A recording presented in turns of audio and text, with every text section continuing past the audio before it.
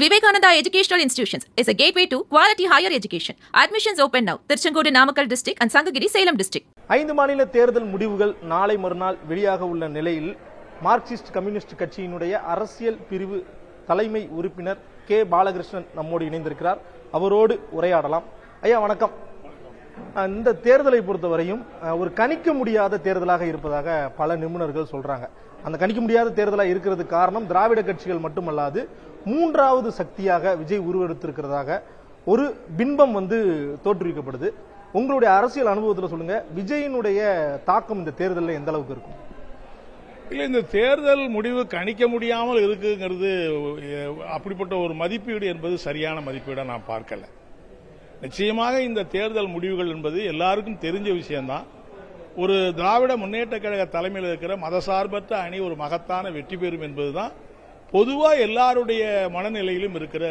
நாங்கள் தேர்தலுக்கு போற போது, மக்களை சந்திக்கிற போது, பரப்புரை கூட்டங்களில் பங்கேற்கிற போது, மக்கள் மத்தியிலிருந்து வரக்கூடிய ஃபீட்பேக் எல்லாம் பார்க்கிற போது நிச்சயமா இந்த தேர்தல் ஒரு நிச்சயமற்ற தேர்தலாம் முடிவெல்லாம் சொல்லாது. நிச்சயமா உறுதியா மதசார்பற்ற முற்போக்கு கூட்டணி வெற்றி பெறும்.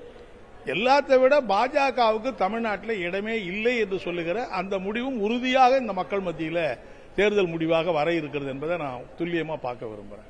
இளைஞர்களுடைய ஈடுபாடு இந்த தேர்தலில் ரொம்ப அதிகமாக இருக்குன்னு சொல்றீங்க. இளைஞர்களுடைய ஈடுபாடு இந்த தேர்தலில் குறிப்பாக அதிகமாக இருப்பதற்கு என்ன காரணம்னு நினைக்கிறீங்க? விஜயை விட்டுட்டு நம்ம அதை பேசிட முடியுமா? இல்ல, அதாவது ஏற்கனவே இளைஞர்கள் மத்தியில் காலங்காலமாக வளர்ந்து வருகிற பலவிதமான அதிருப்திகள் இன்றைக்கு வெளிப்படுது. அது காரணம் என்னன்னா, வேலையில்லா திண்டாட்டம் பூதாகாரமா இருக்கு, பணி நிரந்தரம் என்கிற பேச்சுக்கே இடமில்லாம இருக்கு, பணி நிரந்தரம் அத்தனையுமே ஒப்பந்த பணியாளர்கள் ஒப்பந்த அடிப்படையில் பணி செய்யப்படுகிற அப்படிப்பட்ட நிலைமை இருக்குது. எனவே நீண்ட காலமாக தமிழ்நாட்டில் மாறி மாறி ஆட்சிகள் வந்தாலும் இந்த அடிப்படையா இருக்கிற வேலையில்லா திண்டாட்டம் என்பதும் அடிப்படையில் இருக்கக்கூடிய மக்களுடைய வாழ்வாதார பொருளாதார வளர்ச்சி என்பதும் இன்னைக்கு பெரிய அளவுக்கு முன்னேறல என்பதுதான் நம்ம பார்க்க முடியுது. இப்போ குறிப்பா சமீபத்தில் தமிழ்நாடு அரசு மத்திய அரசு வெளியிட்டிருக்கக்கூடிய தமிழ்நாடு வளர்ச்சி விகிதம் சம்பந்தமான புள்ளி விவரம் கூட சொல்றாங்க. குறிப்பா நீங்க என்ன பாக்குறீங்க, அந்த புள்ளி விவரம் இரட்டை இலக்கு 11.9% வளர்ச்சி விகிதம் ஏற்பட்டிருக்குங்கிறது தமிழ்நாட்டுக்கு பெருமைதான். ஆனா அந்த இரட்டை விகித வளர்ச்சி விகிதத்துக்கு யார் காரணம்? அந்த உற்பத்தி விகிதத்தை அதிகப்படுத்தி கொடுக்கிற தொழிலாளி வர்க்கம் தான் காரணம், உழைப்பாளி மக்கள் தான் காரணம். அந்த உழைப்பாளிகளுடைய உரிமை பாதுகாக்கப்படுதா என்பதுதான் நமக்கு இருக்கிற முக்கியமான கேள்வி. இன்னைக்கு இருக்கிற எல்லா நிறுவனங்கள்லையும் அநேகமா 50 பேர் பணி நிரந்தரப்படுத்தினாங்கன்னா 5000 பேர் ஒப்பந்த தொழிலாளியா பணியாற்றுறாங்க. சோ இந்த ஒப்பந்த முறையில் மட்டுமே தொழிலாளிகள் வைத்துக் கொண்டு ஒரு அதிகப்படியான சுரண்டலை மேற்கொண்டு நடத்துகிற இந்த முறை என்பது இளைஞர்கள் மத்தியில் ஒரு கொடுமையான அதிருப்தியையும் கோபத்தையும் ஏற்படுத்தியிருக்குங்கிறத நம்ம பார்க்க வேண்டியிருக்கு. அதனுடைய வெளிப்பாடா இந்த தேர்தலில் அவங்க வெளிப்படுத்திருக்காங்கன்னு நான் பார்க்க வேண்டியது. ஒரு வருஷத்துக்கு முன்னாடி நாடாளுமன்ற தேர்தல் வந்துச்சு, அப்போ இந்த அளவுக்கு ஈடுபாடு இருந்த மாதிரி தெரியலையே. அதான் சொல்றேன், அதாவது ஒருவேளை இன்னைக்கு எப்பயுமே ஒரு மரம் கீழே விழுதுன்னு வைங்க, அது திடீர்னு ஒரு நாள்ல விழுந்துடாது. அப்ப கொஞ்சம் கொஞ்சமா அதுல அரிப்பு ஏற்பட்டு கொஞ்சம் கொஞ்சமா வெடிப்பு ஏற்பட்டு திடீரென்று கீழே விழுற நிகழ்ச்சி தான் நமக்கு தெரியுது. அப்ப நீண்ட காலமா இருக்கிற அதிருப்தி இன்னைக்கு வெளிப்பட்டு வந்திருக்காது. கடந்த காலத்தில் வெளிப்படாம இருந்திருக்கலாம். இந்த தேர்தலில் அவங்களுக்கு ஒரு வாய்ப்பா இளைஞர்கள் கருதுறாங்க. எனவே அது ஒரு இளைஞர்கள் மத்தியில் ஒரு கடும் நீண்ட காலம் கருத்தரித்திருக்கிற, நீண்ட காலம் ஒரு உள்ளுக்குள்ள புகஞ்சு கொண்டிருந்த அது இன்னைக்கு வெடிச்சு வெளியே வந்திருக்குன்னு தான் நம்ம பார்க்க வேண்டும். கருத்து கணிப்புகள் 7 வந்திருக்கு, எக்ஸிட் போல். இதுல ஒவ்வொன்றா எடுத்து பார்த்தோம்னா பெரும்பான்மையான கருத்து கணிப்புகள் திமுகவுக்கு சாதகமா இருக்குது. ஒரு 4 இருக்குது. 2 அதிமுக, 1 தாவேகா கூட வெற்றி பெறும்னு வருது. தொங்கு சட்டசபை வருங்குது.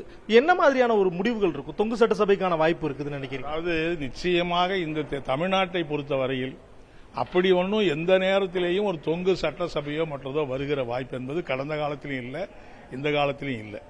இந்த அணி நிச்சயமாக திராவிட மதசார்பற்ற முற்போக்கு கூட்டணி ஒரு மகத்தான வெற்றி பெறுகிற சூழல் தான் இன்னைக்கும் இருக்கு. நிச்சயமாக என்னுடைய அபிப்பிராயத்தில் 150, 160 இடங்களுக்கு மேல இந்த அணி வெற்றி பெறும் என்பதில் எந்த ஊசலாட்டமோ எந்த தடுமாற்றத்துக்கோ இது கிடையாது. ஆனா அதே சமயத்தில் இப்ப விஜய் வந்திருக்கிறாரு, அவரு அதிகப்படியான இடங்களை விட்டு ஆட்சி அமைப்புன்னு கூட சில கருத்து கணிப்பு சொல்றாங்க. அதெல்லாம் அது ஒரு கருத்து கணிப்பா இருக்கலாம். பட் அதுக்கான முகாந்திரம் என்ன இருக்குன்னு பார்த்தா அதுக்கு எந்த முகாந்திரமும் இல்லை என்று தான் நான் சொல்ல விரும்புகிறேன். அதாவது ஒருவேளை விஜய் அரசியலுக்கு வந்திருக்கிறதுனால இளைஞர்கள் மத்தியில் ஏற்பட்டிருக்கிற அந்த கோபத்துக்கு அது ஒரு வெளிப்பாடாக இருக்கிற காரணத்தினால அவர்களுக்கு கொஞ்சம் குறிப்பிட்ட அளவு வாக்குகள் வாங்குவதற்கு அவருக்கு வாய்ப்பு இருக்கு. வாக்கு ஆமா, நிச்சயமா அது இதர அணிகளை எல்லாம் பின்னுக்கு தள்ளி அதிகப்படியான இடங்கள்ல அவங்க வெற்றி பெறுவார்கள் என்கிற அது ஒரு அதுக்கான முகாந்திரம் இருப்பதாக எனக்கு தோன்றல். ஒரு கேள்வி, கம்யூனிசம், திராவிடம், இந்துத்துவா இதெல்லாம் ஒரு சித்தாந்த அடிப்படையில் அரசியல் செஞ்சுக்கிட்டு இருக்க ஒரு இயக்கங்களாக, தத்துவங்களாக இருக்குது. இதை தாண்டி தனி மனித பிம்பம், குறிப்பா சினிமா நடிகர்கள் வர்றது, அவங்க பின்னாடி ஒரு கூட்டம் கூடுறது, அவங்க ஒரே வருஷத்துல, அதாவது கட்சி ஆரம்பிச்சு 3 வருஷத்துக்குள்ள ஒரு 10% ஓட்டு வாங்குறது, இதெல்லாம் நீங்க என்ன மாதிரி பாக்குறீங்க? இல்ல, நீண்ட காலமாவே தமிழ்நாட்டில் தனிநபர் செல்வாக்கு, தனிநபர் வழிபாடு என்பது கொண்டாடப்படுகிற ஒரு நிலைமை என்பதுதான் இருக்கிறது. அரசியல் தலைவர்களை கூட தனிநபர் கொள்கை, அவங்களுடைய கொள்கை கோட்பாடு என்பதை தாண்டி தனிநபர் செல்வாக்கை உயர்த்தி, தனிநபர் செல்வாக்கை கட்டமைக்கிறது.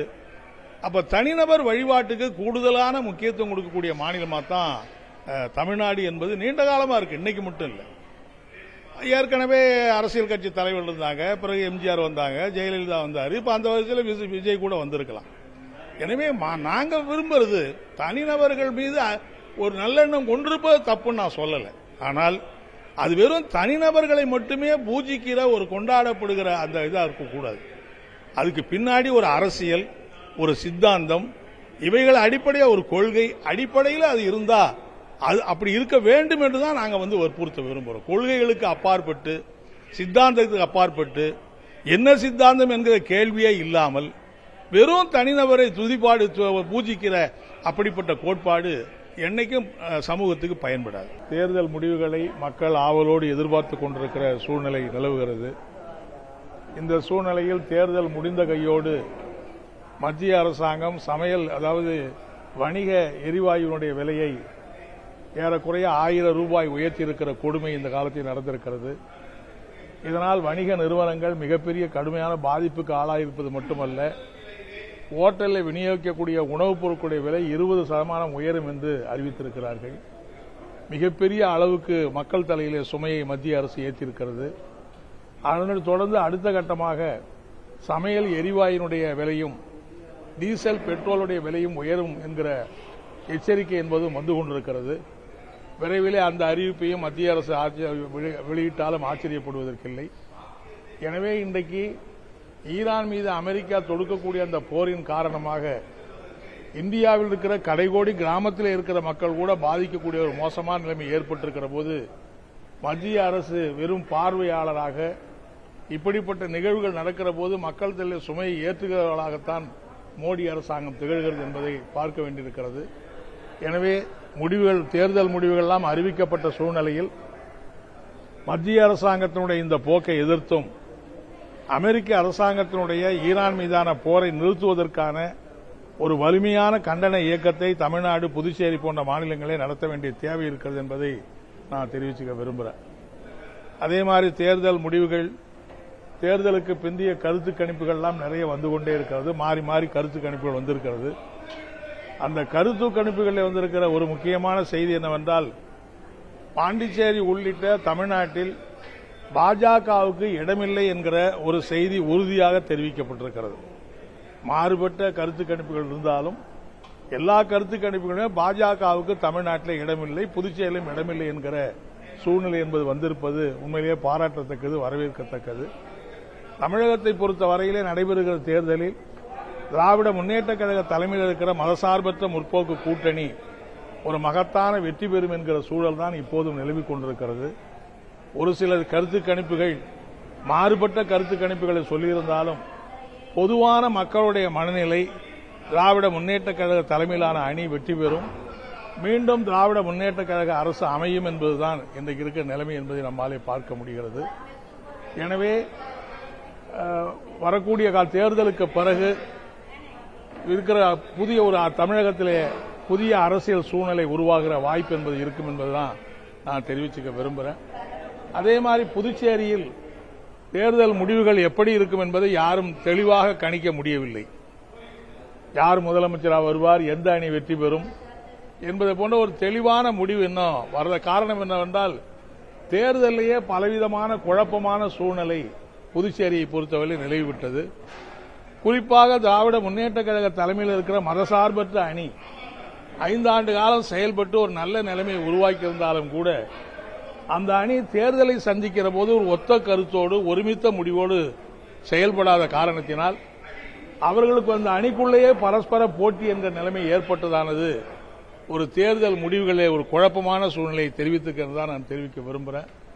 குறிப்பாக இந்த புதுச்சேரியை பொறுத்த வரையில் இந்த அணிக்கு தலைமையேற்றிருக்கிற திராவிட முன்னேற்ற கழகமும் காங்கிரசும் ஒரு ஒருமித்த நிலையிலே பாஜக என்ஆர் காங்கிரஸை வீழ்த்த வேண்டும் என்கிற நிலையில் அவங்க உறுதியாக இருந்திருப்பார்களேயானால் நிச்சயமாக புதுச்சேரி மக்கள் ஒரு மகத்தான ஆதரவை அந்த அணிக்கு அளித்திருப்பார்கள்.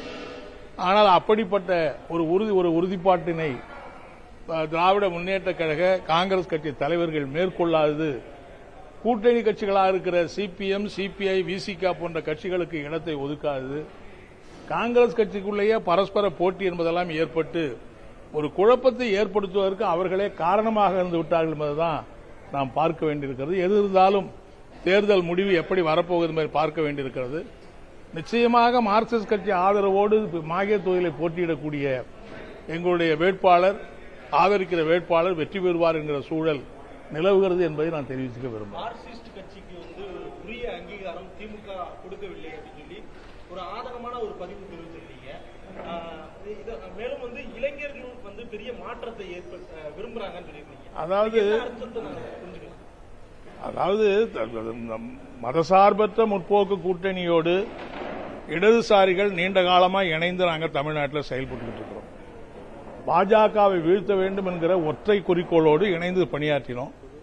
அப்படிப்பட்ட கட்சிகளோடு தேர்தலில் உடன்பாடு பேசுகிற போது பல அதிக எண்ணிக்கையில் போட்டியிட வேண்டும் என்று நாங்கள் விரும்பினாலும் கூட கடைசி வரையில் திராவிட முன்னேற்ற கழக தலைமை சிபிஎம், சிபிஐ கட்சிக்கு தலா 5 இடங்களுக்கு மேல் கொடுக்க முடியாது என்று உறுதியாக தெரிவித்தது என்னவோ ஒரு விதத்தில் எங்களுக்கு வருத்தமாக தான் இருந்தது.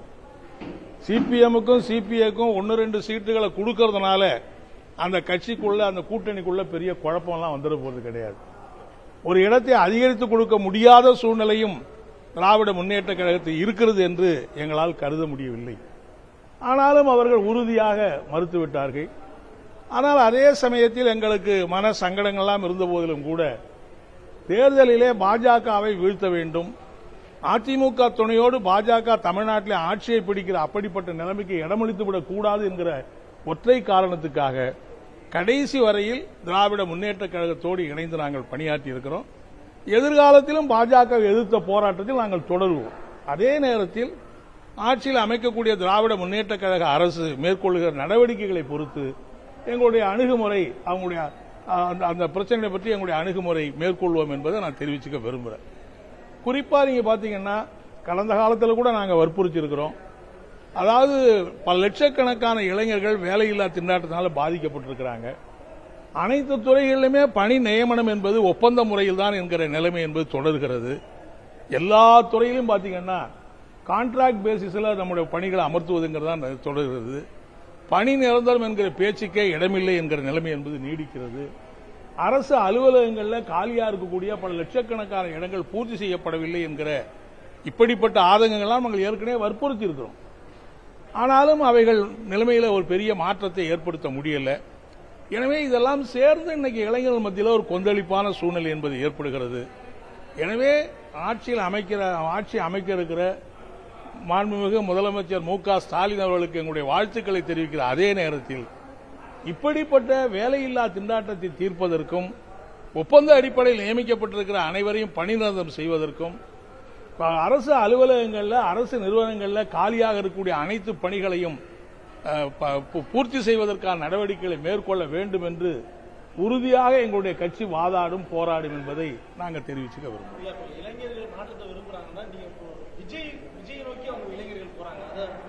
இல்ல அதாவது கடந்த எந்த தேர்தலை விட இந்த தேர்தலில் இளைஞருடைய பங்களிப்பு அதிகமாக இருந்தது என்பதை நம்ம பார்க்கிறோம். ஏன்னா இவ்வளவு எழுச்சியோடு இளைஞர்கள் வந்ததை நம்ம இதுக்கு முன்னாடி தேர்தலில் பார்க்கல. இன்னைக்கு அதுல ஒரு பகுதியினர் விஜய் பின்னாடி போயிருக்கலாம். பட் ஏதோ ஒரு எதிர்பார்ப்பு இளைஞர்கள் மத்தியில் இருக்கு, ஒரு மாற்றம் வேண்டும் என்கிற எதிர்பார்ப்பு இருக்கு. எனவே அதை எல்லாரும் அந்த அப்படிப்பட்ட இளைஞர்களை அணிதிரட்டுவதற்கு ஆக்கப்பூர்வமான நடவடிக்கைகளை நாங்கள் மேற்கொள்வோம் என்றுதான் நாங்கள் தெரிவிச்சுக்க விரும்புகிறோம். Vivekananda Educational Institutions is a gateway to quality higher education. Admissions open now. Tirchangodu Namakkal district and Sangagiri Salem district.